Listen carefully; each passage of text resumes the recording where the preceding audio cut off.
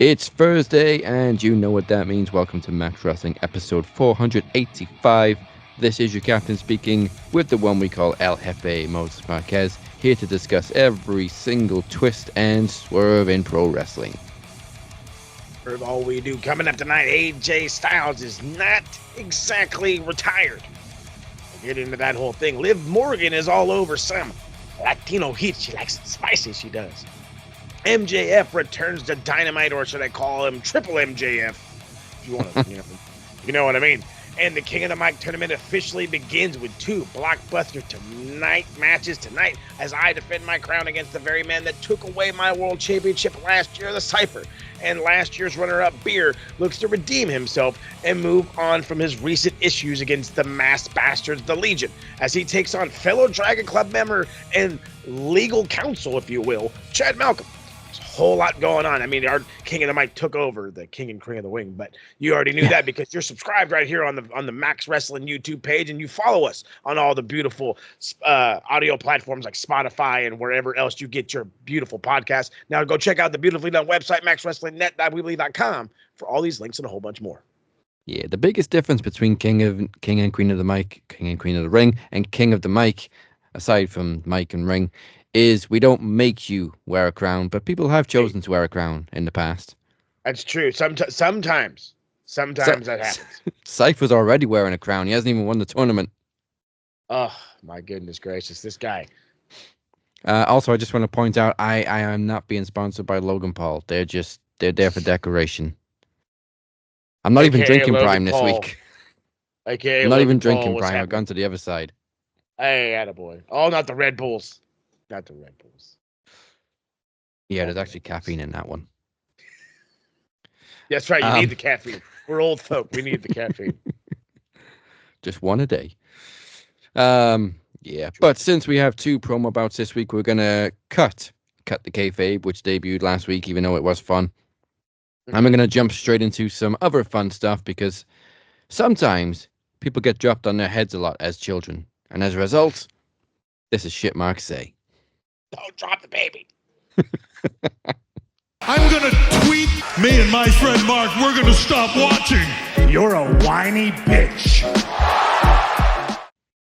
I completely forgot. Since we brought this back, I have not done this yet. So names have been changed to protect their stupidity. Except they haven't. So Except they haven't. We're not protecting their stupidity. No. First off is a classic E-Droner complaint about AEW. And it just proves that you don't even watch the fucking show. So, Mr. Farias. I beg your pardon? If that's a real name, real FK, I guess that means fuck. Go fuck yourself. He says, Sure. Shivani said this might be the biggest threat to Tony Storm's, Tony with a Y, by the way, but it's Tony with an I, Tony Storm's title reign. And my response was, who the hell is Mina Shirakawa? I mean, give us a video package, a promo segment, something to tell us who this woman is and why we should care about this match. The casuals are not watching Stardom, TK. Tell me, Mr. Farias, did you know who Tama Tonga was before he debuted on SmackDown? Did we see a single video package for Tama Tonga or Tonga Loa? Dude, especially Tonga Loa. I'm Especially laughing my Tonga ass Loa. off over here. You want to know why I'm laughing my ass off? Because it reminded me of Lou from last week. How you doing? Lou.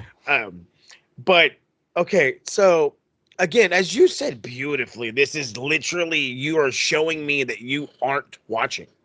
That you aren't watching because even if say like you weren't watching, like I believe she originally debuted on like Rampage, I think, or was it Collision? Collision. I want to say Rampage.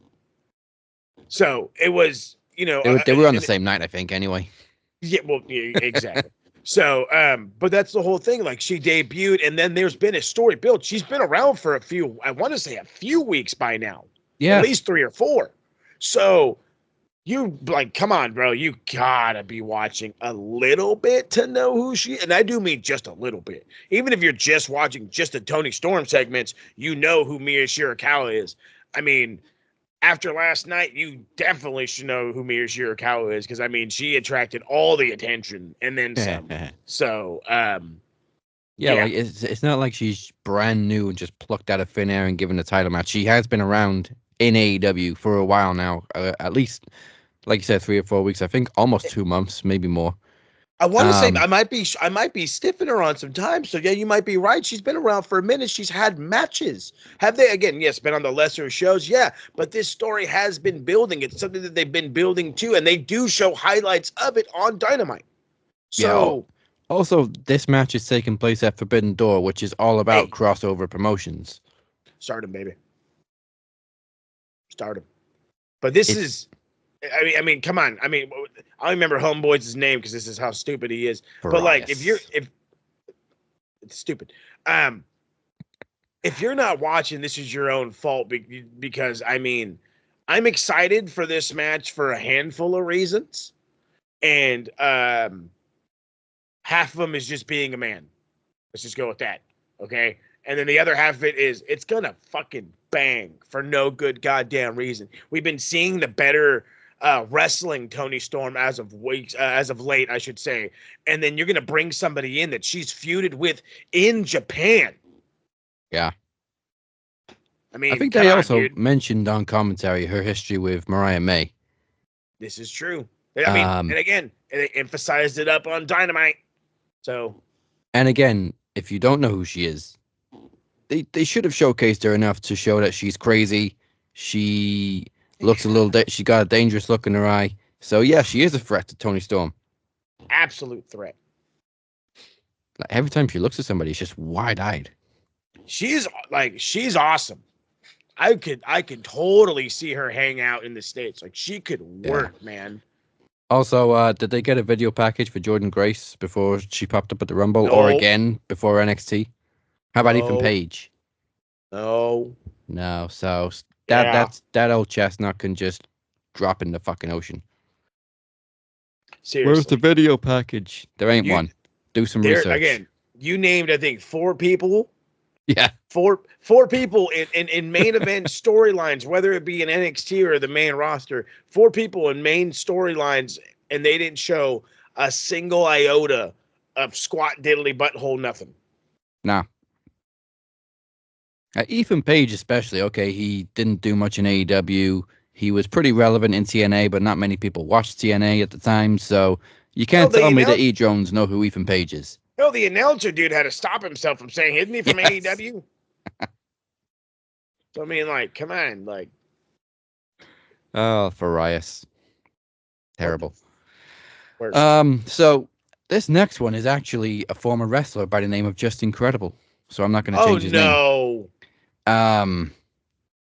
The funny thing about this is that he responded to a tweet from Ringside News, which has since been refuted. Ringside News claimed, keyword claimed, that Will Ospreay was set to take a sabbatical from AEW after a hectic schedule. Just Incredible responded, "Wow, I once did 30 shows in 30 days in Germany alone for the WWE. You wrestle literally a couple of times a month. Get over yourself."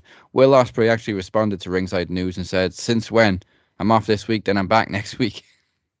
Like, what? That's not a sabbatical. That's not a sabbatical. I'll be back next week, bruv. Like, there's a lot of stars on the show. Let MJF get a little spotty light. Oh, yeah. You know what I mean? Like, I love it when people call out Ringside News, because last we created a whole new segment to rip on Sportskeeda for clickbait, and we called them the worst dirt sheet. Ringside News is actually the worst dirt sheet. Like, they literally make shit up for headlines. They don't. They don't do it for clickbait. They don't say, "How old's Will Ospreay? 30-something, 30-plus-year-old AEW star takes sabbatical." No, they will say Will Ospreay has taken a sabbatical, even though he's not. Yeah. Ringside News is the actual worst. They are thank you. They are the actual worst. Yeah. So yeah, thank you, Will, for calling them out on the bullshit. And Seriously. Justin, you may as well delete your tweet, bruv. Yeah, like you need to go backwards too. Like I get it, dude. Like I might have said something too, you know what I mean? Like had I been in the business, done the thing back in the day, blah blah blah blah blah blah blah. But did you wrestle like he fucking wrestles, fam? Nah. I mean, he wasn't even in his prime in WWE. No. But So, again, really, 30 shows in 30 days? I know WWE worked people to the fucking bone, but that sounds like a lot. that sounds like some Hulk Hogan numbers. I did 60 days in a month, brother. Oh yeah. Okay. Like, what? How does that add up? This next one's great because it goes to show that WWE invented everything. Tribal wrestling. You got the fucking first word right, tribal. You're not This is a response to AEW. You're not WWE. 2 crying emojis. Copied King of the Ring tournament. Now using QR codes because WWE invented tournaments and WWE invented QR codes. Nobody else can use them. I will admit the QR codes did fucking get underneath my skin, but I mean, like, they're not new. It only annoyed me because it was for Mercedes, but whatever. Yeah, well, that's true. Yeah, hers was the one that set them all up. I was like, no, all these things fucking suck. Because it was hers that led the charge. If you just would have gave me regular ones, I wouldn't have given a shit. But no, like, name me a fucking sports program that doesn't show QR codes. And show me fucking movies on television that don't do it. Like, it's a fucking, everybody's doing it, bro. It's called advertising. Yeah, we've used them. Everybody's doing it. We've used them. And then you're going to get mad at tournaments? Tournament? King of the Ring was the first wrestling tournament ever. It was the first one ever. And it was the best. Like, I'm pretty sure there was a bunch more prior to that, bruv. Like, relax, dude. Like, people kill me, man. Yeah. The stupidity is absolutely ridiculous. It's mind-boggling. Yeah, and also, if you're saying that AEW is copying King of the Ring with the Owen Hart tournament, this is like the 3rd year they've done it. I was just gonna say, wasn't it? I was gonna say 4th. 3rd or 4th, yeah. So again, where you been, bro? Like, seriously, like, and I think even the AEW fans had said at first, like, I feel like this is like kind of like their King of the Ring, but what's so there was TNA had King of the Mountain. Yeah. Did anybody say anything about that was King a of the great Mountain? match, though. I love the King of the Mountain match. Totally different. It's a totally different match. Whatever. It's not even a tournament. They did have plenty of tournaments, though. They had like the World X tournament. They had plenty of title tournaments. The World X, I think, they did the Super Cup every year for a while. Oh, that's right. They did. I forgot about that. I know it's a different kind of tournament, but how long's New Japan been doing the G1 and then whatever it was called before that? Since like the 70s? Since their creation in 1972. Right. That's how they crowned their fucking world champion. Like, that's like, come on. I understand that WWE really only does one tournament a year, and it's King of the Ring. And it's not our fault that they only do one tournament a year. And they don't even do it every year. Thank you. And they don't even do it every year. So, like, to say that they're copying them, we said that 4 years ago. We're over it now because everybody copies everybody. Welcome to the showbiz. Fucking hell. WWE invented everything. Now, hold on though. But that's the thing though. Did they say King and Queen of the Ring, or is it the Owen Hart tournament? They did say AEW's King of the Ring. No, that's copying. That's a fucking blatant copy. They get a trophy. They don't get a crown. No, exactly. They get a title belt is what they fucking get, which is the dumbest thing. I think everybody should get an actual fucking trophy, not a goddamn belt. Yeah, they get the custom belts, but they also get a shot at the champions now. Mm-hmm. So. TK fucking shit up. All right, we're gonna finish it off with something that was inevitable for June, because it is Pride Month. Hey. You can't antagonize like half the wrestling fans with Pride Month. This didn't even come from WWE. It was just a fan who posted a bunch of different colored Cody Rhodes logos. One was rainbow colored, one was orange, white, pink, one was blue, whatever. Ring Riot with a very old display picture of Dean Ambrose, that's going back a little bit, Jesus. says, why the fuck is this necessary? If you want to be gay, be gay. Don't promote it on every damn place. It's called Pride Month. That's the whole point. Where's my straight flag? It's not important, IG. Stop promoting LGBT. You make everything a part of it so unnecessary. With all respect, in brackets. You know when people say all that with, with all due respect or with all respect? You mean whatever, no respect? You mean no respect and you're coming for the disrespect. I hate to do this, but I kind of have to because this is where I get a little upset because I hate using this terminology, but I'm going to continue to use this terminology. Football has taught me a lot. And if there's one thing I learned during the Premier League season is there is no room for racism. There is no room for indifference. And I'll use those words wisely. Now, to go back to the American side and to insult you for your goddamn stupidity, where's your fucking straight flag? It's your goddamn red flag you put on the back of your trunk that says fucking Trump 2024 or 25 or whatever the fuck.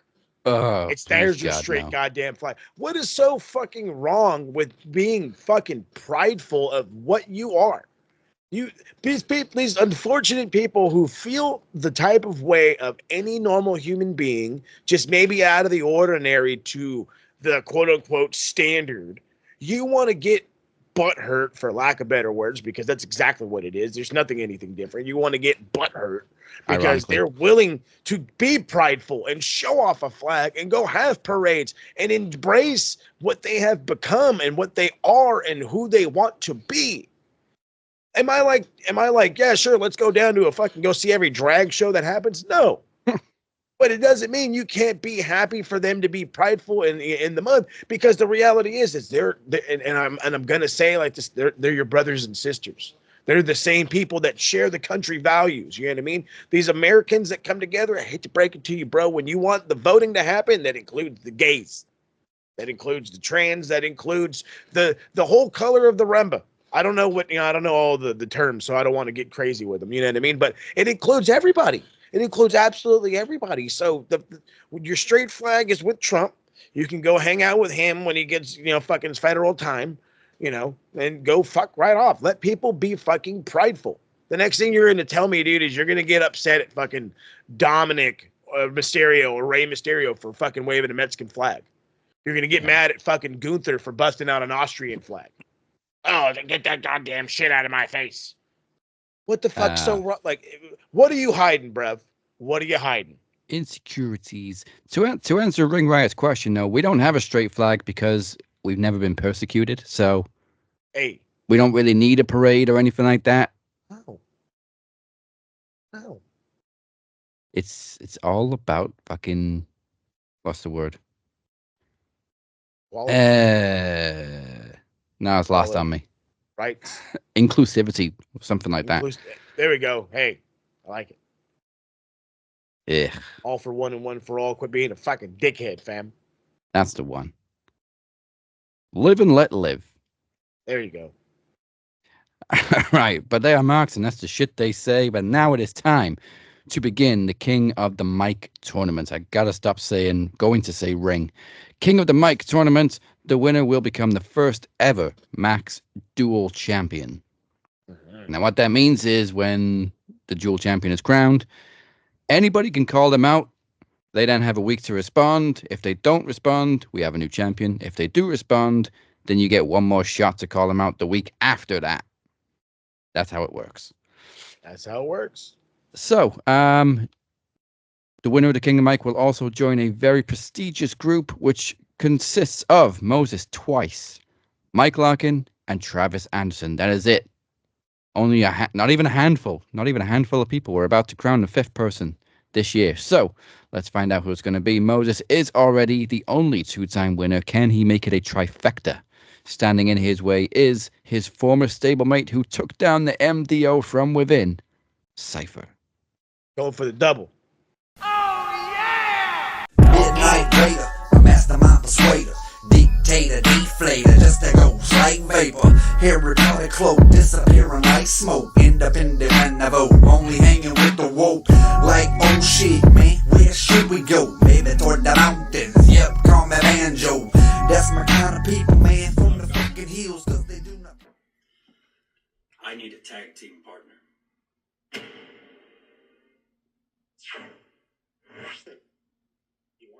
He wants a partner? He wants a partner? Okay. He's a coach now. Now he's a coach, partner coach. You can't trust this Travis Bad. You can't trust these North Carolinians.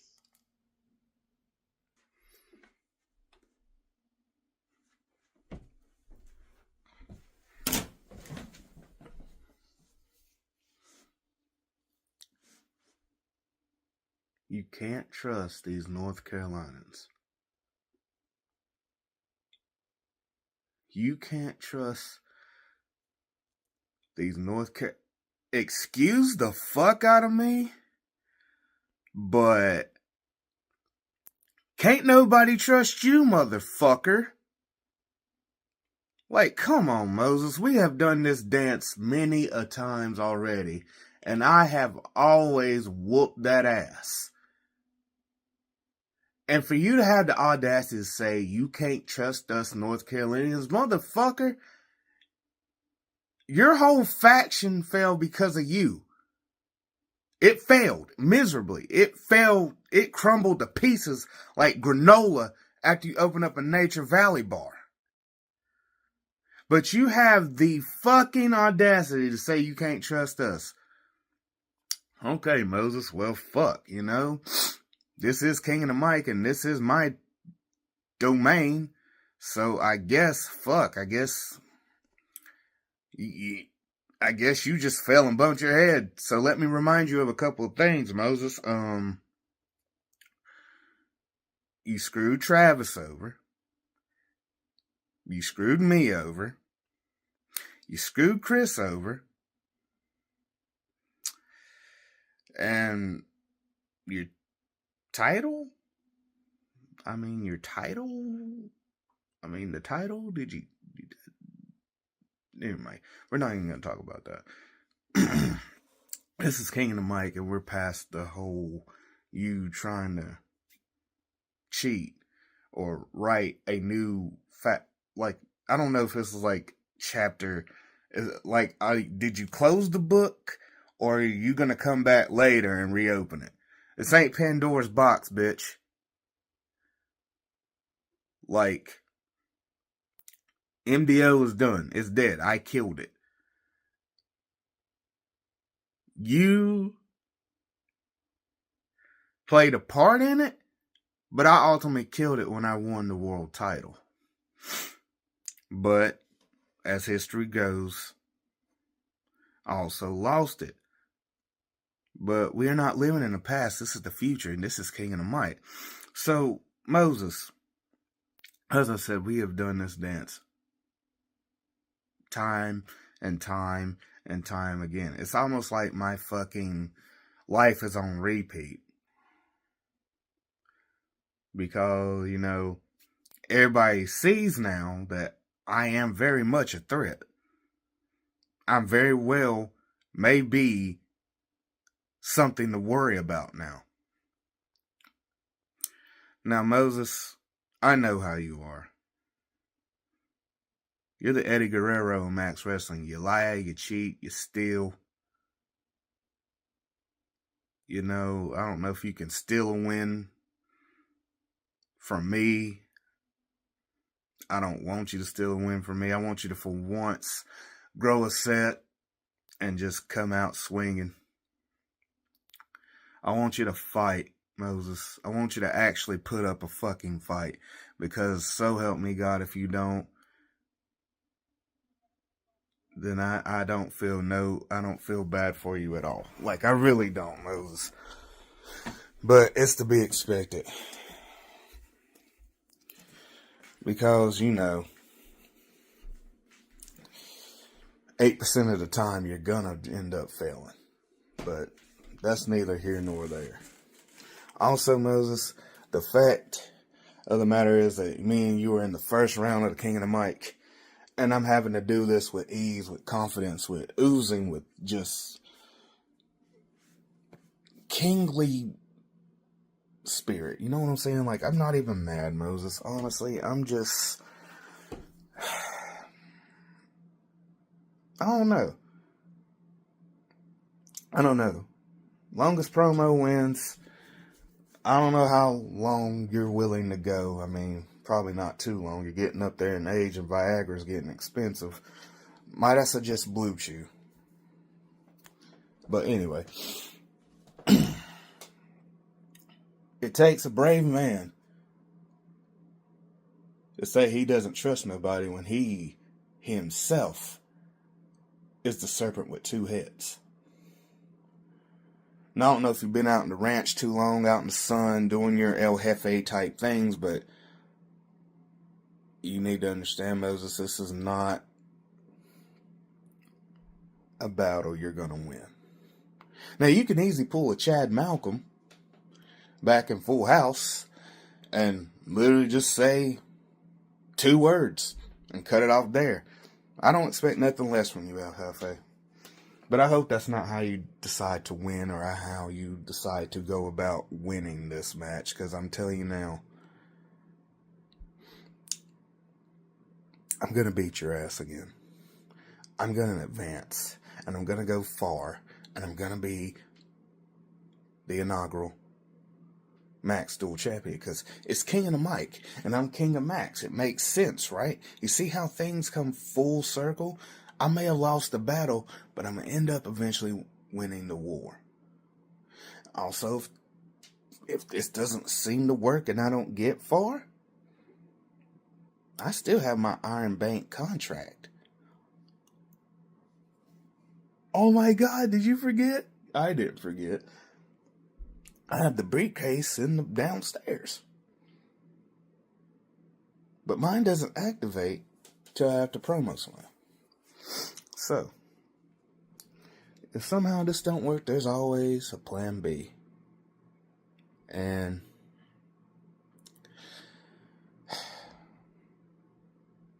I'm also just elated at the fact that you were the first meal for the King's appetite.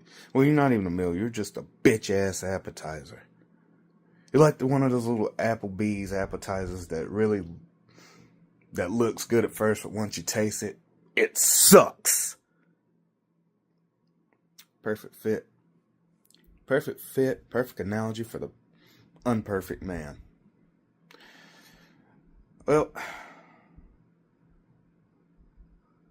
I'll let you get back to your El Jefeing by fucking yourself, so I'd like to say thank you for giving me this opportunity, Moses. You've been an absolute peach, princess. And I'll see you when I see you.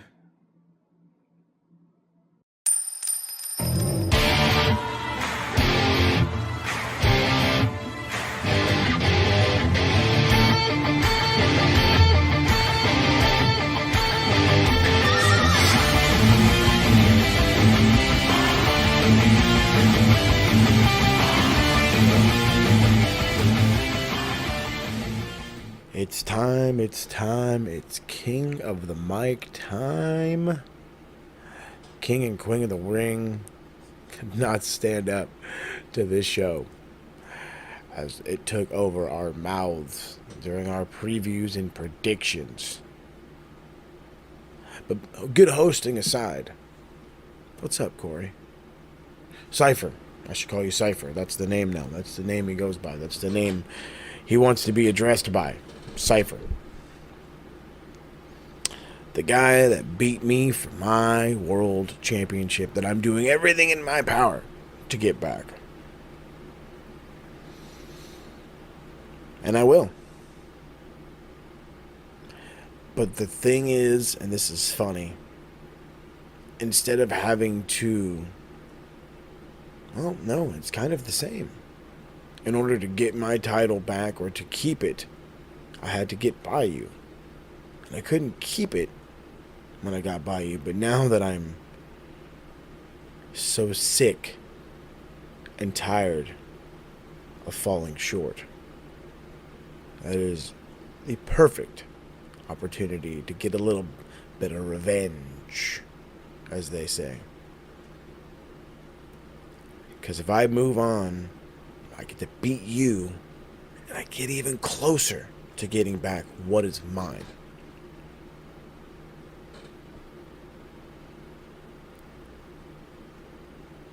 The fact of the matter is I can't take you lightly. And I know everybody says that all the time because they want to give respect to the people that they're going up against, because that's what we do. This is TV rules. This is real McDeal Holyfield. You're shooting from the heart. You're telling me how you feel. You're telling me what it is. What you plan to accomplish and how you plan to defeat me in the whole shebang. And Corey, you've gotten better and better and better and better and better with each and every promo. But if I can bring you back down from Cloud 9 really quick, I've won this thing twice.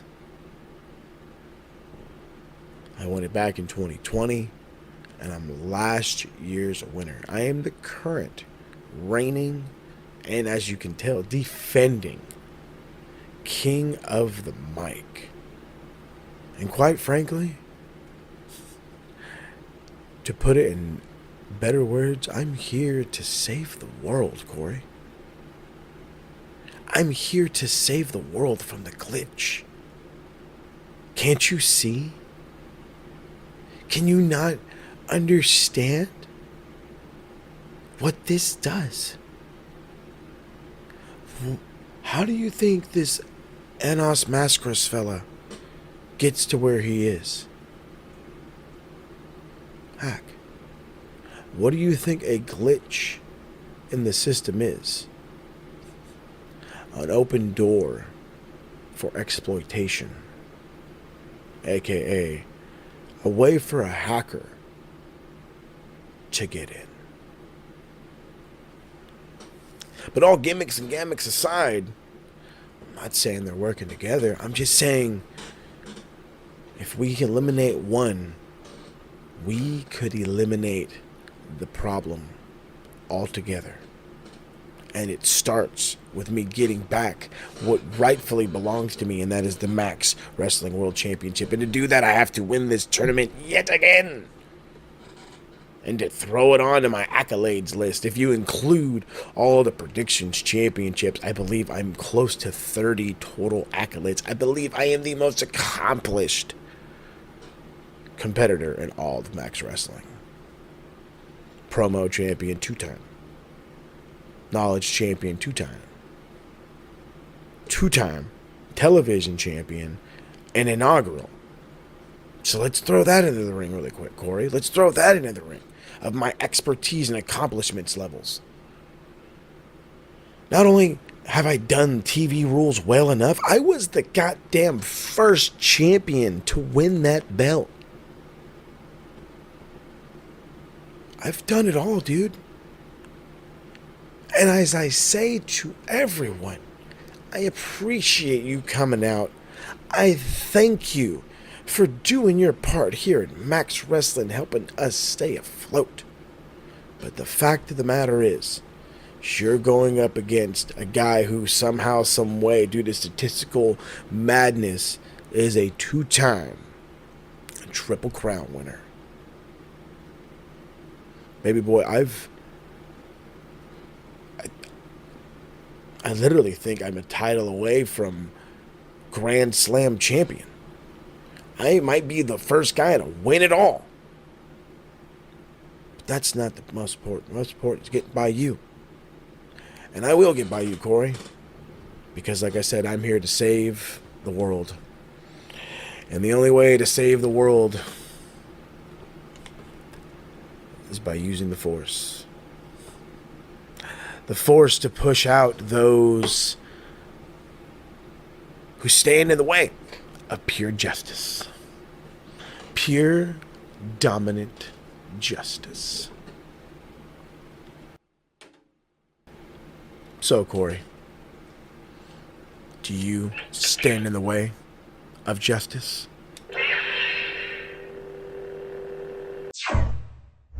The official times are in. Cypher goes 7 minutes 33 seconds.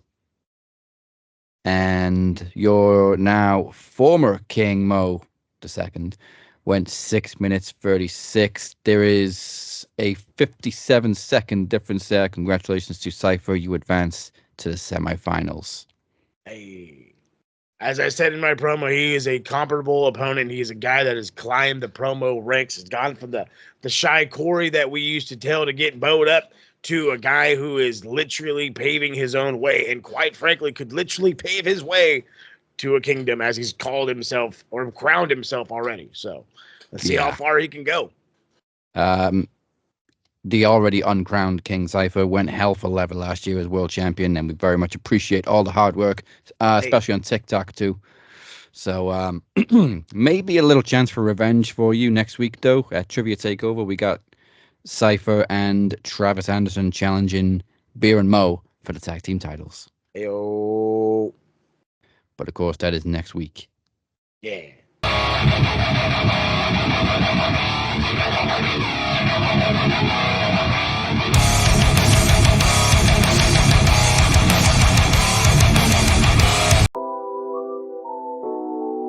People get the wrong impression about Max Wrestling Podcast. We're a non-violent form of entertainment. We never use sex to enhance our image. As podcasters, we understand the importance of being positive role models. We're wholesome, family, entertainment. You son of a bitch! A 40-year-old fucking virgin. Oh, you fucking did. We're trying to make the world a better place for mankind. Max Wrestling has a new attitude. Get it? Then it's probably not for you to get.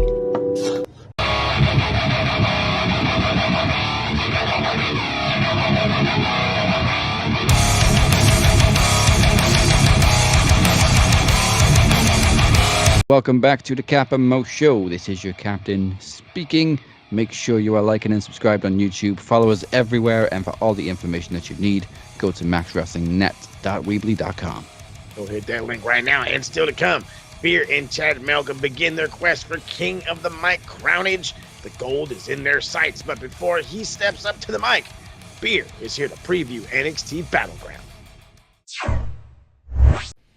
What's good, people? It's Beer here again, and this is your NXT Battleground preview show. Now, there is 6 matches advertised for the show this Sunday, and I'm really looking forward to this. We haven't had an NXT Premium Live event since Stand and Deliver back in April, which for me was the best Stand and Deliver I think I've ever seen.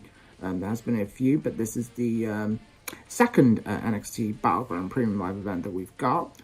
Like I said, 6 matches. Anyway, let's dig our teeth into it. We're going to start things for me with the triple threat match for the NXT North American Championship. Now, this has got banger written all over it. We've got Oberfemi to defend the championships against the returning Wesley and Gallus' Joe Coffey.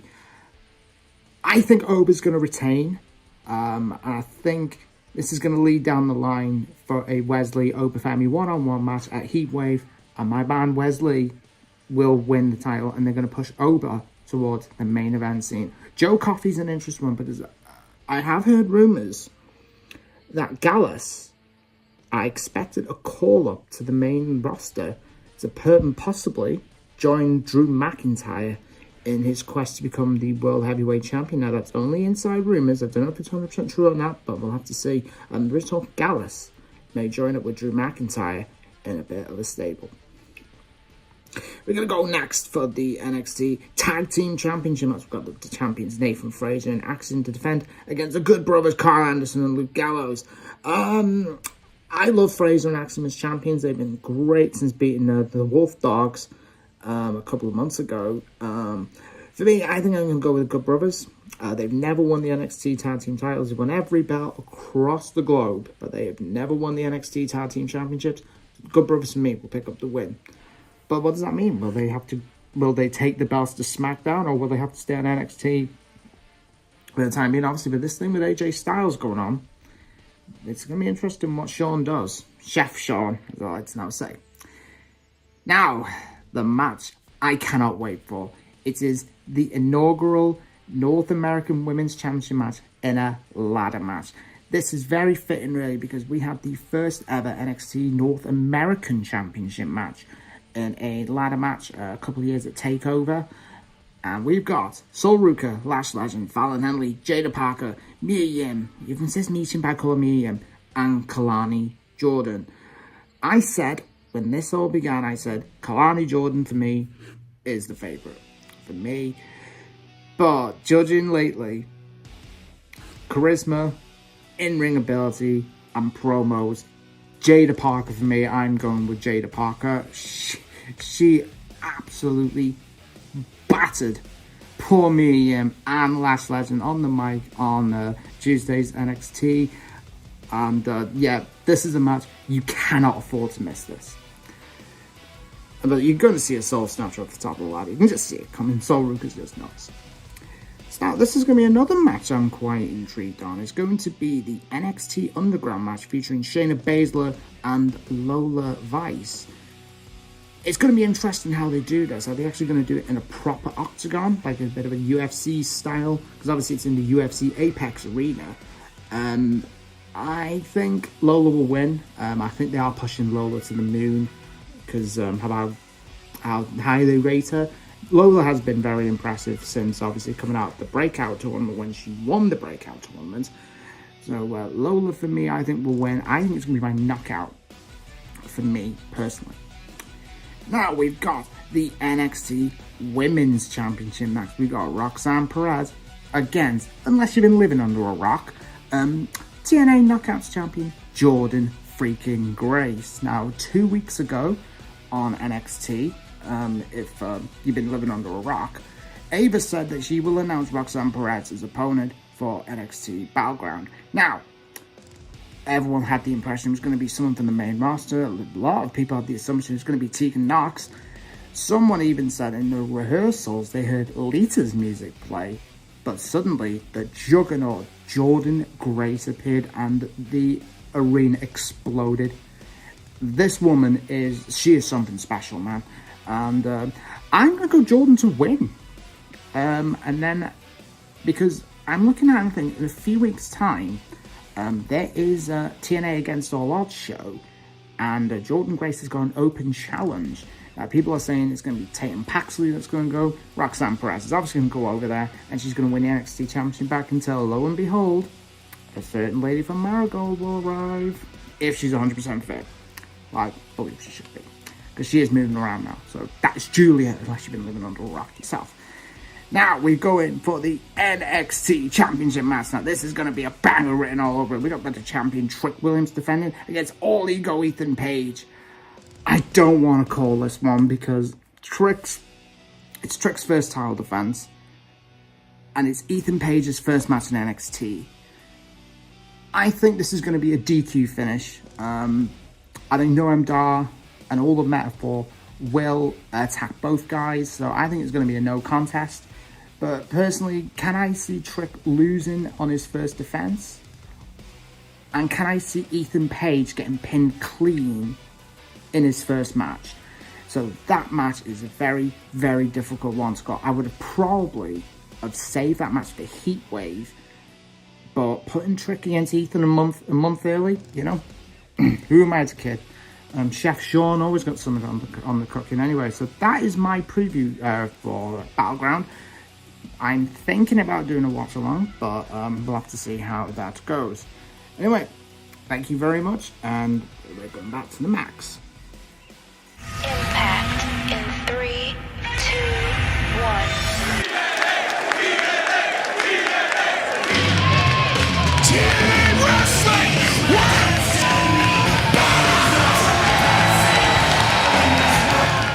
Kicking off last week's Impact, Chris Bay defeated Ace Austin as Bass countered Austin's pin with one of his own to score the victory. They shook hands and embraced after the match, although during the match Austin teased turning on Bay multiple times but didn't pull the trigger. Xia Brookside defeated Steph DeLander with a roll-up thanks to a distraction of PCO at ringside. PCO tried to apologize to Steph DeLander after the match by presenting her with a gift. DeLander reluctantly accepts it. Highlights from Tuesday night's episode of WWE's NXT. The prohibited portal is open. WWE footage on TNA, who the funk it, where Jordynne Grace appeared to challenge Roxanne Perez for the NXT Women's Championship at Battleground this weekend. Laredo Kid is approached by AJ Francis and Rich Swann, who congratulates him that he'll be defending his Digital Media Championship next week. And Kid asks why he would do that. Francis slams his head into the garage door. Backstage, Khan is looking for Santino Marella but bumps into Jake something. The two get into an argument. Cody Deaner tries to calm things down, but it doesn't work out, and the two men agree to have a match next week.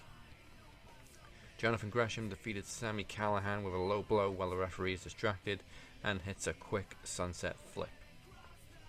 TNA legend Gail Kim hosts a sit-down interview with Giselle Shaw. Shaw says the loss to Jordynne Grace at No Surrender hit her hard as she suffered injuries physically and mentally. Backstage, Gia Miller talks with the System as Eddie Edwards says he isn't worried about Joe Hendry, but as long as Broken Matt Hardy and the Nemeth brothers don't get involved, he'll have no issues that evening. Moose promises he'll take care of Matt Hardy. Frankie Kazarian shows up and makes Gia call him the King of TNA. Mike Santana versus Steve Macklin ends in a no contest as the Rascals attack both Macklin and Santana. Lars Friedrichsen from Rancid is backstage with former Knockouts Tag Team Champions Spitfire, explaining what went wrong last week in Jody Threat's match and how they can improve moving forward. Mustafa Ali defeated Leon Slater in a non-title match with a 450 splash. Backstage, Moose cannot find Broken Matt Hardy. Joe Hendry defeated Eddie Edwards with a standing ovation, and Moose finds Broken Matt backstage as the two brawl to close the show. Moose just destroys Broken Matt with a chair. Well, last week was Pay-Per-View Central, 2 weeks ago was Pay-Per-View Central, so we're getting into all the recaps this week, and now we're heading to Travis, the Coach Anderson, to recap the smack.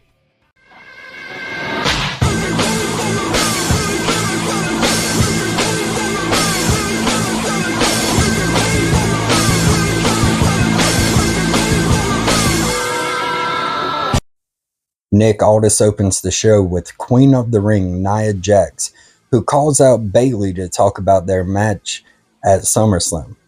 But as Bayley walks out, she is attacked by Piper Niven and Chelsea Green. Chelsea then tells Nia Jax she'll be facing Piper at SummerSlam, not Bayley. However, Nia doesn't give a damn who the champion will be. Later on backstage, Naomi checks on Bayley as the doctor says she is cleared to compete. Tommaso Ciampa defeats Austin Theory with a roll-up. Backstage, Naomi interrupts Blair Davenport while she is talking to Nick Aldis. Davenport threatens Naomi. Naomi ignores her and gets confirmation on her tag match with Bayley later that night. LA Knight then asks where Logan Paul is. Aldis tells Knight to sit down so they can chat. Knight later says he did not get what he was looking for, as Logan is not there. Carmelo Hayes appears and mocks LA Knight. Andrade defeats Apollo Crews with the message. After the match, Legado del Fantasma come to the stage. Angel Garza cheers for Andrade, who shares a stare with Santos Escobar as they pass. In the ring, Kevin Owens addresses the Bloodline and is interrupted by Paul Heyman, warning Owens that although Roman Reigns respects him, Solo does not. Owens doesn't buy what Heyman is selling, and Heyman accidentally hits him with the microphone before the Bloodline arrives to attack Owens. The Street Profits jump in to even the odds. The Bloodline's ex-God defeat the Street Profits as Tonga hits Montez Ford with the complete shot. Backstage, Michin doesn't know what's going on with AJ Styles, but Nia Jax interrupts and gets in her face. Piper Niven and Chelsea Green defeat Naomi and Bayley as Niven breaks up a pin with a senton, crushing her partner and Naomi. Niven then puts Green on top of Naomi for the pin. Backstage, AJ Styles says he's been thinking about his family lately and appears to say his goodbyes to Gallows and Anderson. Not this one, though. In the ring, AJ then gives an emotional farewell as he's joined by Cody Rhodes showing his respect. But AJ's retirement was all a ruse as he attacks Rhodes, blindsiding him with a clothesline and finishing off the assault with a Styles Clash off the ring steps to the floor. Now for a double dose of AEW as it's back to El Jefe to kick off with the Rampage report.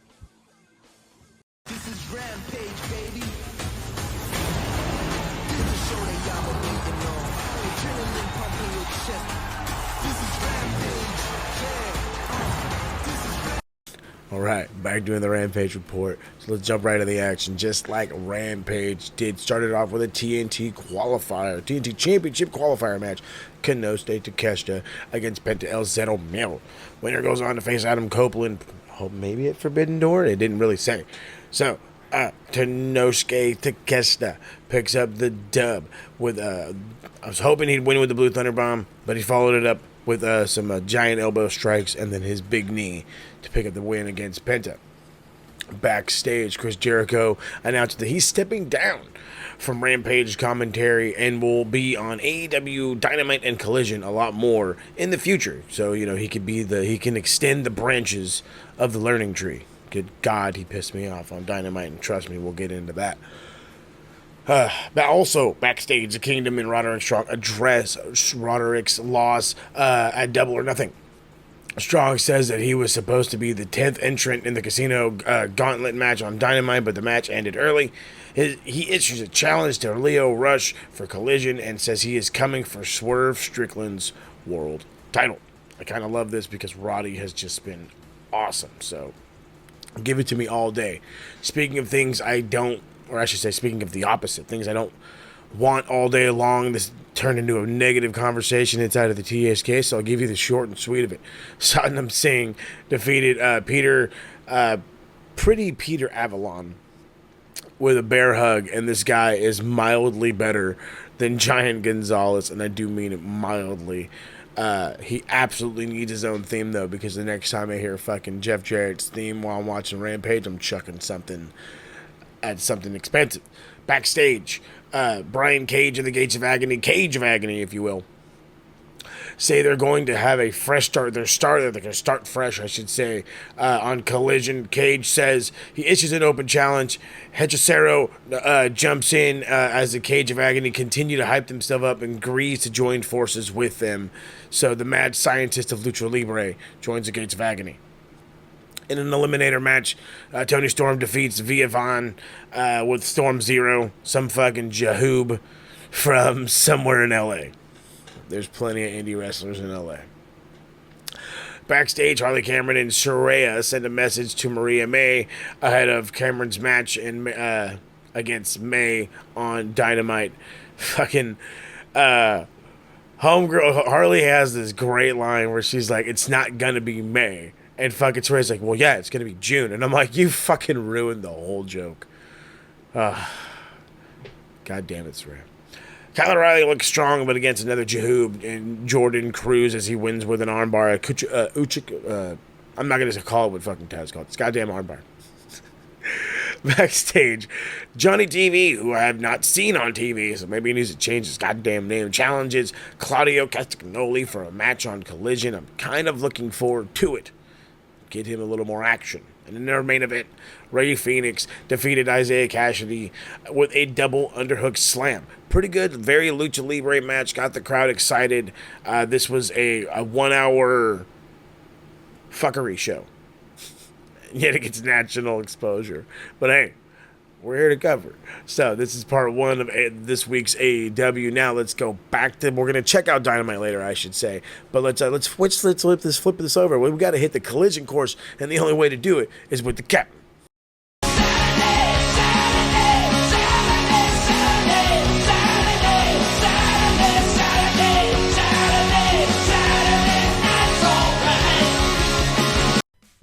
match, El Jefe. Now for the other side of last weekend's Dynamite. Tony Schiavone opened Collision to bring out FTR. They addressed their loss to the Elite at Double or Nothing, but promised that the Elite will have to worry throughout the rest of their career if FTR is right around the corner to ruin their lives. They vow that they, Darby Allin, and Bryan Danielson will be back. Roderick Strong defeated Leo Rush with the end of Heartache.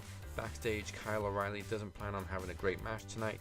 He just plans on defeating Will Ospreay to become the new international champion, and that he's one of the few people to ever kick out of the Hidden Blade. Roderick Strong rages to Tony Khan backstage about not being in the gauntlet match on Dynamite and demands a match against Swerve. TK thinks it's a great idea and books the match for Dynamite. Katsuyori Shibata and Daniel Garcia defeated the Work Horsemen as Shibata hits JD Drake with a PK and Daniel Garcia quickly gets the pin. Stokely Hathaway and Chris Statlander fire more shots at Willow Nightingale and get her a basket of garbage as a gift. Thunder Rosa defeated Reina Dorada with a seated Cobra Clutch. The Cage of Agony utterly squash Kevin Matthews, Danny Rose and Ricky Gee. Claudio Castagnoli defeated Johnny TV with a lariat. Shane Taylor and Lee Moriarty defeated the West Coast Wrecking Crew as Shane Taylor hits Jorel Nelson with the Marcus Garvey driver to score the pin and win the match for his team. Backstage, Killswitch interrupt the Iron Savages and destroy all three of them. And finally in the main event, Will Ospreay defeated Kyle O'Reilly to retain the International Championship with the Stormbreaker. And now we're going back to Travis to Coach Anderson because he's going in Raw.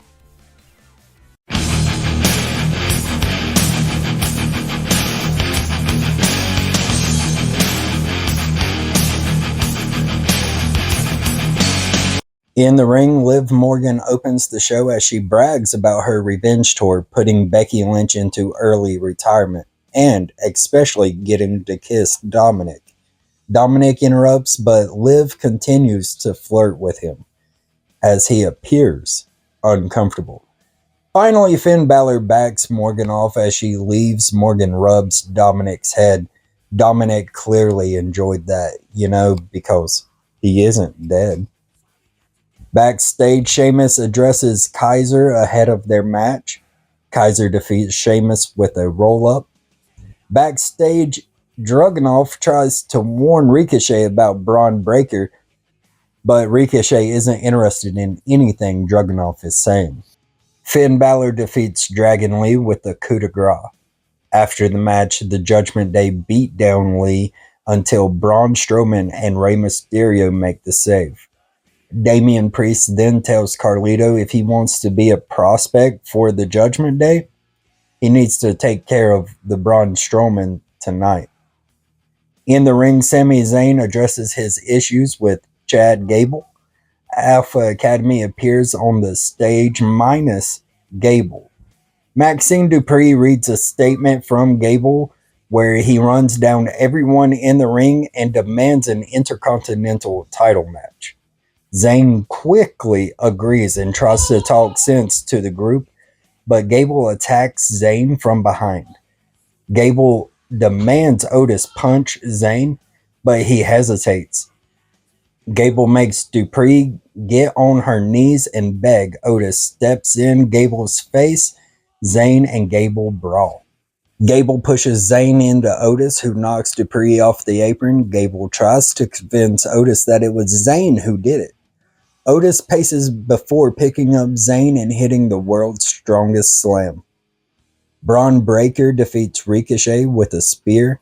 After the match, Breaker tries to attack Ricochet with the ring steps, but Dragunov makes the save. Kiana James defeats Natalya with the 401k. Braun Strowman squashes Carlito with an inverted chokeslam. After the match, the Judgment Day attacks Strowman. Dominik Mysterio gets chased away, but not before running into Liv Morgan again. In the ring, Bianca Belair and Jade Cargill are interrupted by Zoe Stark and Shayna Baszler as Adam Pearce books them in a tag title match. Bianca Belair and Jade Cargill versus Zoe Stark and Shayna Baszler ends in a no contest as Alba Fire and Isla Dawn attack the champions. Jey Uso cuts a promo in the crowd vowing to be the next Mr. Money in the Bank. Authors of Pain defeat the New Day with a Super Collider.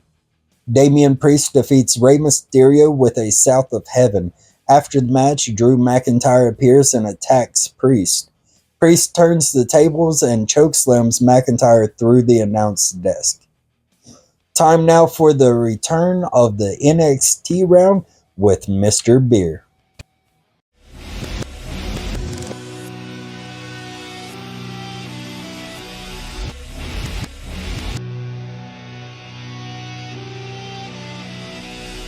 Hey guys, this is Beer. This is your NXT review for the 4th of June 2024. It's the Go Home Show for Battleground, which happens this Sunday on Peacock and the WWE Network. NXT starts with the arrival of All Ego Ethan Page, who debuted last week by attacking Trick Williams and was the mystery assailant who attacked both Ora Menza and Noam Dar after a great tag team match involving him and Javon Evans against Gallus. Also, we have our opening match of the evening, which sees Stevie Turner facing, again, as you've been living under a rock, last week, Jordan freaking Grace, who arrived on NXT last week to the most amazing ovation, and Roxanne Perez, his opponent for Sunday. I don't fancy Roxanne's chances. Jordan wins with the Juggernaut driver for the 1-2-3, then a big stare down at the end with the two young ladies. We then have the summit for the Women's North American Championship match between, we have Jada Parker, Sol Ruka, Lash Legend, Kalani Jordan, Fallon Henley, and Mia Yim. So, Jada Parker, absolutely brutal on the microphone as usual. She literally ended Lash Legend and also ended Mia Yim. So, Mr. Stone then sets up a 6-woman tag team match, and with a bit of an interesting little spice to the match as well. Then we get my gal, Jasmine Nix, badass with a great ass, defeats Thea Hale in a very good match. Next with an effortless Pele kick for the 1-2-3. Later on in the evening, we see the return of JC Jane, who is now donning a face mask after the unfortunate injury that Thea Hale did to JC Jane. We get Josh Briggs set to have a match, who was jumped backstage by Shawn Spears. Javon Evans jumps in and the young OG attacks Spears and then produces an absolutely ridiculous Cody Rhodes / Will Ospreay cutter from the top rope. Javon Evans, man, he's going all the way. Tony D defeats Damon Kemp to retain his Heritage Cup. Very solid match with the Dawn of NXT winning by 2-0.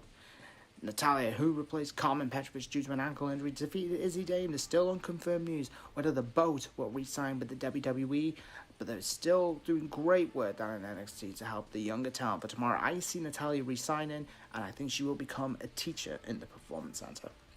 A brawl breaks out between the Gallus boys and Oberfami and Wesley. The Gallus boys, Joe Coffey, Mark Coffey, and Wolfgang, leave the champion and Wesley on the ground. Does that mean, will we have a new champion Sunday? Will Joe Coffey finally win a championship in NXT? He has not done it yet. Main event of the evening sees Kalani Jordan, Lash Legend, and Fallon Henley against Mia Yim, Sol Ruka, and Jada Parker. Interesting teams, as I said. Robert Stone added the match to spice it up a wee bit with interesting team selections. A very, very, very entertaining match, to say the least. It was a team of Sol Ruka, Mia Yim, and Jada Parker picking up the win. Bit of a brawl ended up with all 6 women, but tell you what, this ladder match, you cannot miss it this Sunday. Lexis King speaks to Strider and gets dumped by Dante Chen. We then have a match confirmed for next week. It's going to be a Singapore cane match. A good old brutal Singapore cane match between Lexis King and Dante Chen. Closing the show, we see All Ego Ethan Page signing with NXT with contractual demands. It wasn't really satisfactory to me by Ava. Ethan Page arriving with a Tommaso Ciampa booing with no music, and I thought that was absolutely great what they did with All Ego Ethan Page. Trick comes out, and then the match is confirmed. And let's go through 2 things. The match is for the championship, and the second contractual demand for Ethan Page to end the whoop that era is Trick's career on the line this Sunday. There is no confirming whatsoever, but does that mean that the all ego era could be underway? Now, I'm going to do my Battleground preview round as well, so that should be up very shortly. Might be next, but my sources are telling me. What time? What's the time? You know the time. It's time for Last Night at Dynamite. LFA, my brother. Take it away, Chief.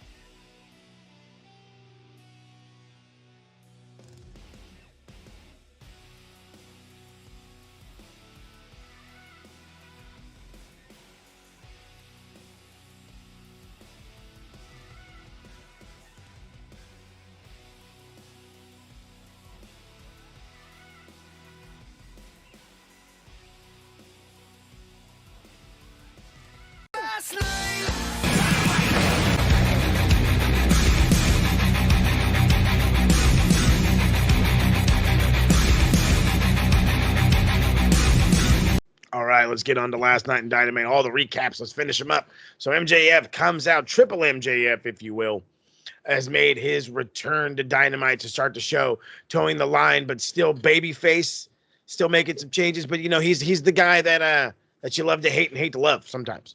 So he's immediately interrupted by Roosh, who is looking for a fight. MJF shoots back, runs down. There ends up being a brawl. He says, "Oh, I can't understand you. Did you guys actually even hear what he says? We don't give a shit what you had to say." And then the most white guy Spanish ever. He's pretty much, it says, you know, his name is Maxwell Jacob Friedman, which was the greatest thing ever. There's no reason to ever roll your R's in Friedman, but forever I will roll my R's in Friedman now. Thank you, MJF. In what was actually a pretty good opener in a fatal four-way, or I should say a four-way match to earn a shot at Will Ospreay's International Championship. Ray Phoenix, I'm going to say Will Ospreay again. Ray Phoenix defeated Jay Lethal, Orange Cassidy, and Kyle O'Reilly by rolling up Lethal into an inside cradle. After the match, Trent came down to confront Orange Cassidy as Cassidy stepped up with a chain in his head. Chris Statler comes behind him to try to play advocate, but then ends up knocking him dead in the mouth, laying him out. She smacked the shit out of him.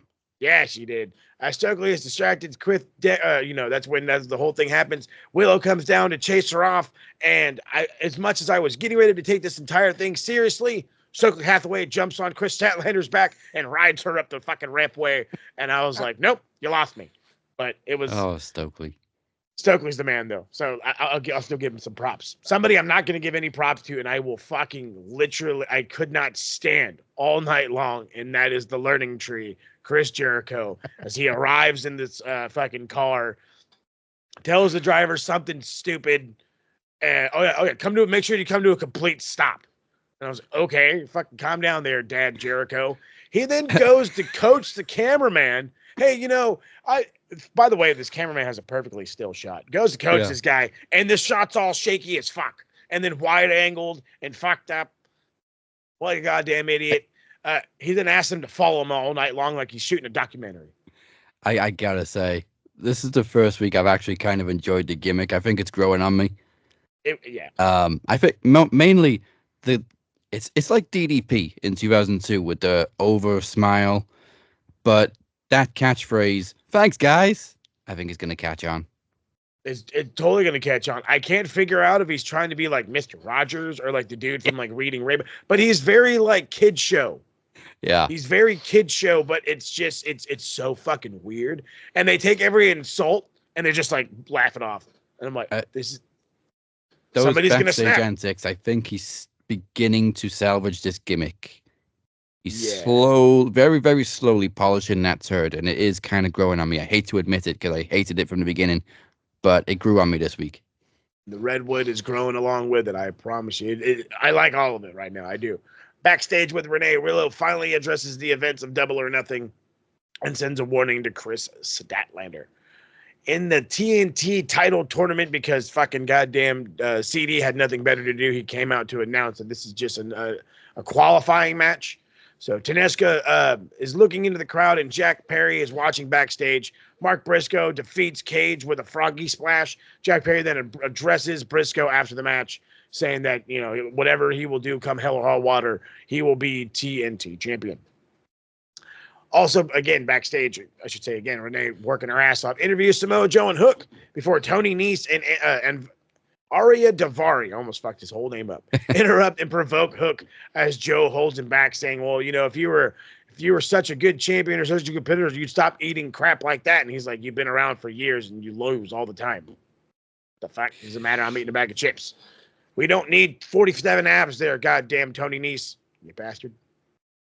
Also backstage, this is where Jericho literally starts just pissing me off. He's going by person after person. And it starts with 2.0 as he gives Daddy Magic commentary advice because he's going to take over his place on Rampage. And then Cool Hand Ange gives him some parenting advice. But he's doing all this at a super loud tone. And I really can't yell right now. But he's like practically yelling at people. And then it goes back to commentary. And Tats is like, why the hell is he yelling? I don't know. But he needs to stop it. And he did not finally stop just go because he's an asshole. because he's an asshole. Oh, God, I fucking love Shivani. He is the straightforwardest man in the world. The Acclaim make their way to the ring, but as Max is literally mid-rap talking about the EVPs, the Young Bucks then appear like magic and cut them. Exactly. They cut their entire fucking segment, literally just make them walk back up the ramp, and that was that. And if you're not getting all of the NWO feels by now, you're missing out. You're absolutely missing out. So Renee interviews Swerve Strickland, and he talks about MJF mentioning him, talks about Christian Cage, and says the next time Team AEW needs somebody to represent AEW, you should call the AEW World Champion. Mercedes Mone versus Stephanie Vakir at Forbidden Door is confirmed to be title for title because, you know, Mercedes needs all the gold in the world, aka this is just their way of attempting to incorporate New Japan Strong again. Somehow, some way. They tried to do it with Eddie Kingston and it didn't work. So maybe they'll do it with the women's division. I don't know. Wishful thinking. So the Blackpool Combat Club in full form, by the way, come out against Team CMLL, which I knew of, who was it? I knew of, Volador Jr., and then I knew nobody else. I think we've seen him on Dynamite before. Yeah. So Wheeler Yuta gets the pin as Volador Jr., again, is in for the big return. That's when we go backstage, and the Acclaim send a warning to the Elite, who are protected by security. Christian Cage then enters, and the patriarchy, I should say, then enter the EVP's locker room and ask them for another title shot. He says that they don't have as much pull as they did, but they'll see what they can do. And if they keep working for him, they can keep this relationship working. They'll give him something he likes. So I only wonder where that goes. Very intriguing. Saraya then defeats Mariah May with a PTO as Tony Storm looks on from commentary. Tony Storm checks on Mariah after the fact, then gets attacked by Saraya and Harley Cameron. That's when Mia Shirakawa then comes out to make the save, stepping up to Tony as Maria plays Peacemaker. And this match was very good. I Maria May is literally 100 miles an hour all day long, especially with broke neck Saraya, which I kind of feel bad for. And then again, the ending to this match where she's literally in between them, trying to not get them to fight in the most erotic way you could do things on U.S. national television. If we were in Japan, I'm sure you would see something a little more prerogative. But again, I'm intrigued to see where this goes. So for you idiots on the Twitter, you're fucking up. You're fucking up by not watching. Backstage, again, goddamn Chris Jericho's screaming at people in an echoing voice. He then goes up to Private Party, giving him career advice, advising them to make it a public party. And I'm like, no, that's stupid. Stupid. He then invites them to TV time next week. See how that fucking part goes. We go backstage again. Bryan Danielson is singing the praises of Wheeler Yuta. He then reflects on losing all the big matches during his final run, but he is fired up to win the Owen Hart tournament and go on to Wembley to hopefully win the World Championship. So we'll see how. Hopefully that could go good. I don't know. Maybe it'll be one of those triple threat scenarios. Vijay, you're getting me excited. A little bit too. Oh, that's right. You guys are going to be there. So now I'm jelly. You're excited and I'm jelly. But in the main event, Swerve Strickland successfully defends the world title against Roderick Strong as he defeats him with a house call in an awesome main event. I really enjoyed it. Again, Roderick Strong, super underrated. Swerve Strickland is the man, but you got to get rid of that fucking grill. That thing is disgusting.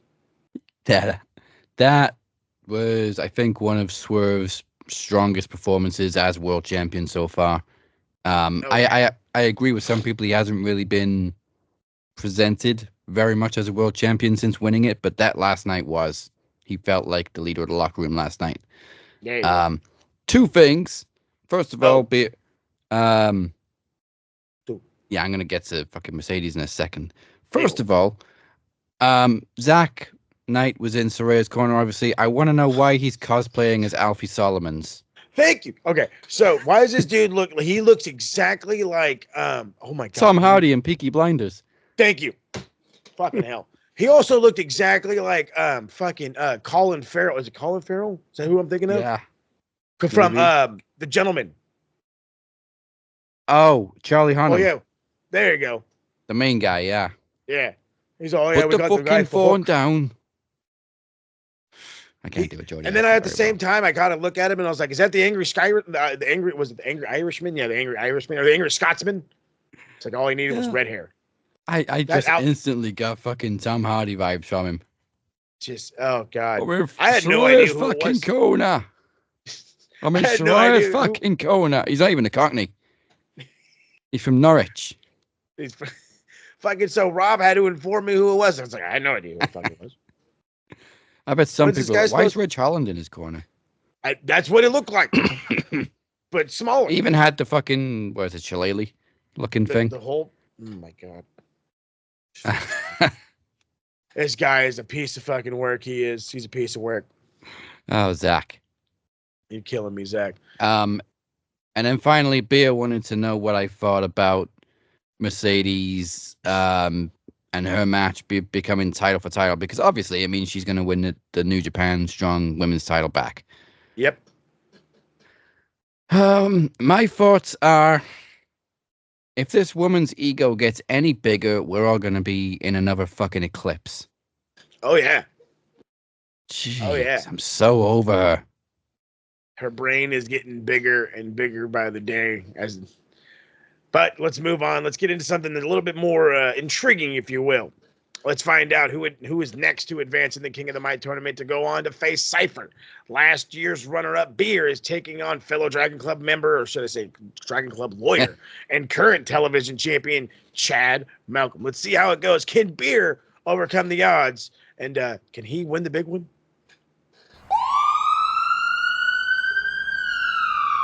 Well, enough is enough, and it's time for a change. I tried to be a nice guy. I tried to play by your rules. So here we go again. it's King of the Mic season. And last year, I lost that close to Moses Marquez, my tag team partner, for himself. But this year, this is a new me. This is a new beginning. This is a new start. See, last year, I was just a naive guy. I was only just new. I only come run the blocks. But this time, I'm all me. And I got to go through a guy who I call a friend, call a brother. Chad Malcolm, my guy. But unfortunately, bro, this is business. Nothing personal, my man. Now, you see, as you people may have been living under a rock a couple of weeks ago, in this very spot, I was beaten down by two clowns.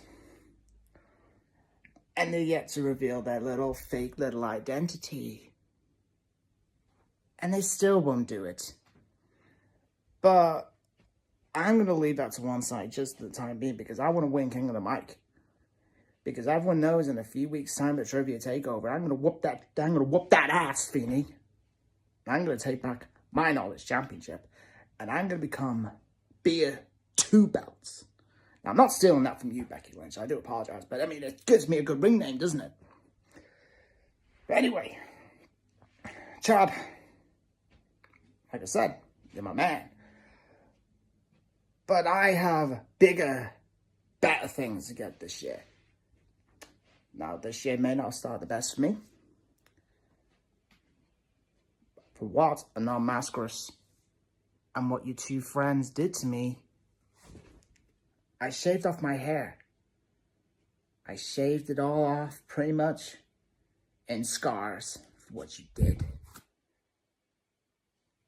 You may have beaten me down, but brother, I'm still standing. And believe me, bruv, this year, it's a new game. It's a new fucking beginning. This year, I have set out plenty of fucking targets. I'm going for my Knowledge Championship to be returned to its rightful owner. As I said, Feeney, I'll deal with you down the line. I want to become King of the Mic for the first time. Like I said, runner-up last year. And I don't think it's any disgrace that I'll lose to Moses Marquez, my tag team partner and fellow tag team champion. But, like I said, new beginning, new start. And I will become Knowledge Champion again. And somewhere down that fucking line, I will be coming for that World Heavyweight Championship. You may even call me Beer 3 belts by the end of this year. I mean, we're in the halfway. We've only just completed the first innings, and now we're coming into the second fucking innings. We've just done this half year. It may not have been my most memorable start of the year. But hell well, man. There's only one way up. Straight to the very top. Because that's where I'm going this year.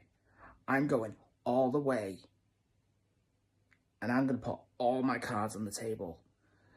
I said a few weeks ago, that he wasn't coming back. That I was bringing him back. After careful consideration, maybe me bringing him back is not the correct move, as I made a promise. But now, the real Beer is back, and he's coming to claim his throne.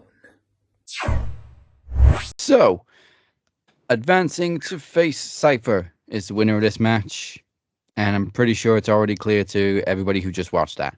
So Beer comes in at 4 minutes 33.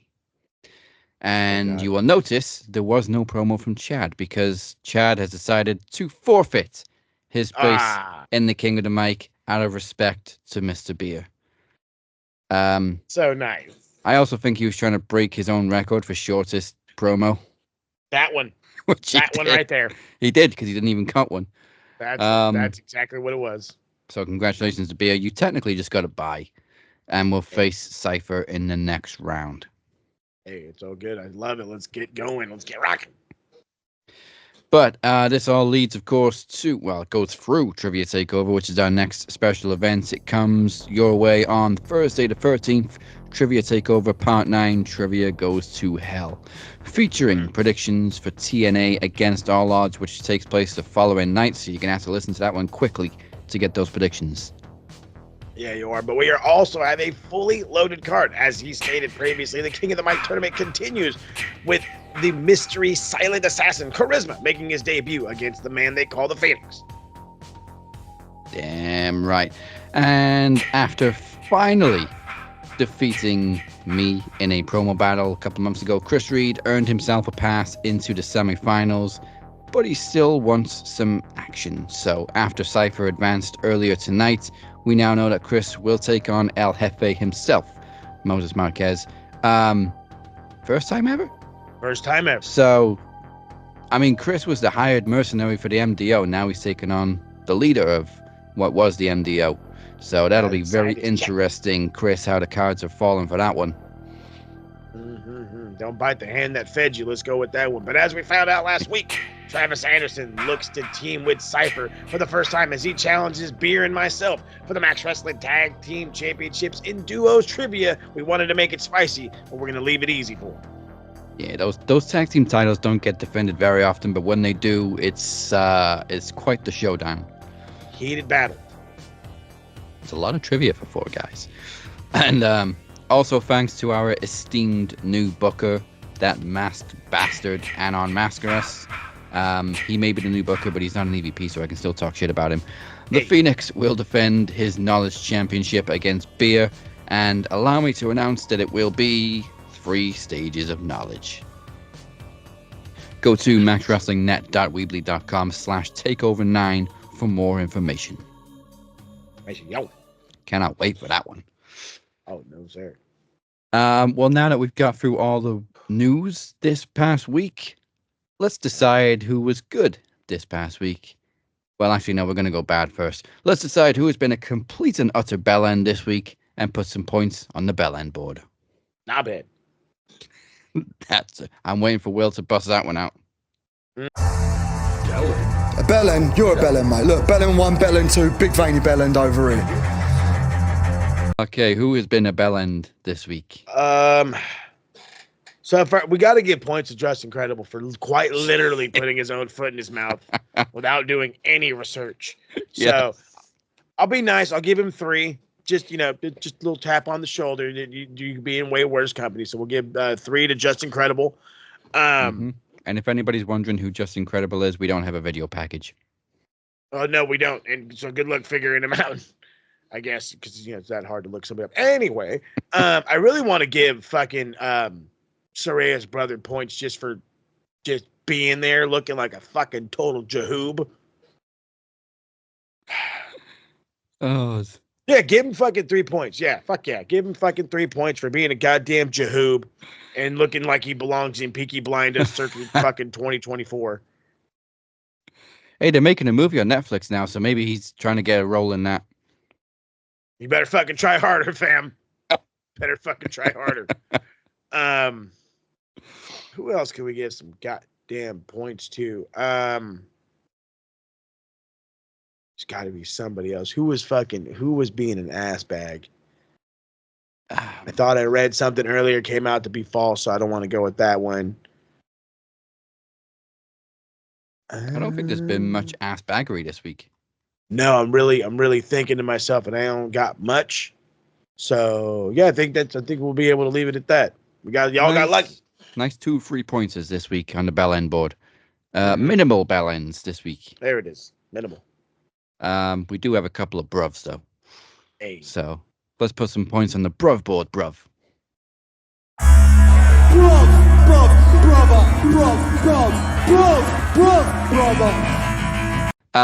First of all, I am going to give 10 bruv points to the the elderly lady at the end of Dynamite who was doing the fucking swerve dance. I love that Oh, yeah, lady. she was awesome. That was awesome. That was the coolest grandma ever. So good, even Swerve had to go over to her. You definitely get 10 points for living the high life with Dynamite right there with Swerve. I wanted to give That was points to good somebody stuff. else, but I can't remember who it was now. Trying Shit. to think. I'm gonna give 5 points to Ryback because he decided this week to unblock everybody. So Hey. obviously I had to swiftly block him. Ha! Swerve's on you, bud. I don't know why he did it. I don't know why he's unblocked everybody. He needs people to watch him. Yeah, I guess he's run out of people to tell him to retire. But I never thought I'd do this. But 5 bruv points to Ryback. Crazy times. Crazy times we're living in, people. Crazy times. I just threw up in my mouth a little bit. Damn. Let's go with Stephanie Vacker. I'm going to give her 10 bruv points just because she's destined to drop her title to Mercedes at Forbidden Door because of reasons. So it sucks, but at least you got 10 bruv points, bruv. We show you appreciation. Yes. We got you. And I can't think of anybody else that deserves points this week. Trying to think myself, and I think that's about it. I'll close it up actually with 10 points to Wheeler Yuta. Welcome back to the ring. It has been so long. Yeah, it has. Awesome comeback. Looked tremendous, he did. Yeah. How long's he been out, and what the hell happened to him? I know he was injured, obviously. I don't know, and a long ass time. Yeah, it's a simple answer to those questions. I mean, because if I could give you real, like, you know what I mean? If I can give you those numerical answers, I totally would. But all I know is this guy's been off my screen for a fucking hot ass minute. I'm gonna the E John's are gonna love this. I'm gonna check out Cage Match. Hey, here you go. I really want to say the last time we saw him was like, I want to say February. I think it was way before the CMLL invasion.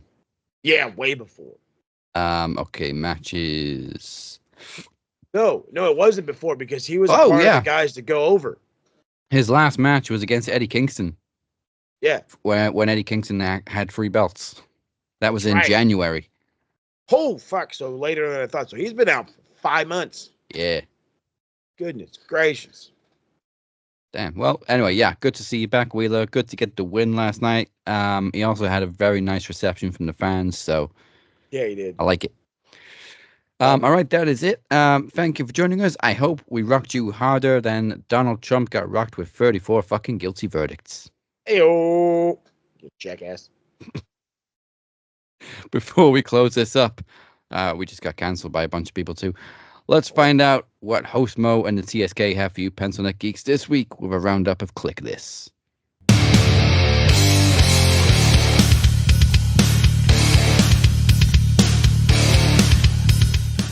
Oh my goodness. Okay, so we, as you guys know, we have I didn't want to say the Double or Nothing one has been out. The Dynasty one has been out. Forbidden Door is about 3 weeks away, so we'll get to it on there when it gets there. We're pretty much just focusing on the AEW pay-per-views for the time being, unless something else comes up that's, of importance. But right now, that's our main goal, so we got really nothing coming until the end of the month. However, the footy should be coming back. It looks like it could just be the me and beer train, which it ain't too bad on that one. But we do desperately want to talk. I know I desperately want to talk about my teams, and I'm pretty sure he's ready to be canceled by all the people that love his team. So expect an episode of the Max Football Podcast. I'm hoping to drop on Monday. We do truly want to talk about the transfer window, rumors swarming around our teams and guys that could be leaving and guys that could be coming in. We do want to give a potential 5 signings we'd love, and we do want to play a lovely game they call buy, sell, or loan. So it is going to be a fun little thing that we got hopefully coming to y'all on Monday. And if not Monday, then look out for it in the next coming weeks. The Max Football Pod is on its rise back. But the only way to make sure you're following is to be following. Hit us up on all the fun socials. The Evil X Machine, Max Wrestling UK, Captain 512, SMR Podnet, and the Max Football Pod on the Evil Twitters. Check out the beautifully done website, maxwrestling.weebly. Messing shit up today. maxwrestlingnet.weebly.com.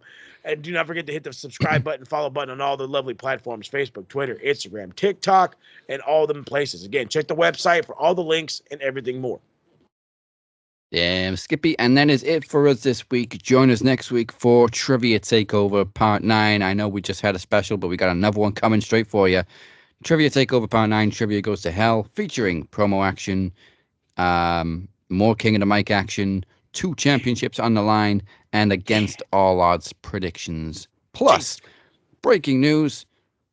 For some reason, we will hear from the podcast machine, Mike Larkin. Oh, goddamn. The takeover has begun. Squeaky bum for everybody. Mike's going to speak. You've been watching the Cap and Mo. Goodbye. Mwah. And good night. Bang. Better get ready, Chris. You get all 7 days.